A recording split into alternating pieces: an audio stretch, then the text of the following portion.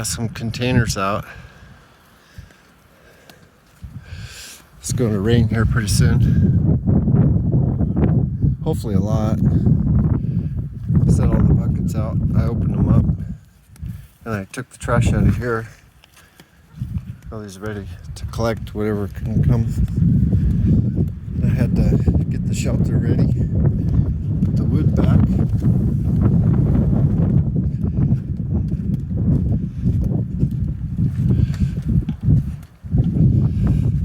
I put 2 layers of plastic on the bed in case it does leak.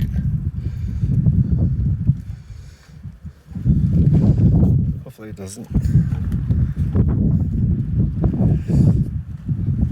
I gotta close the windows of the Toyota. Have a good one.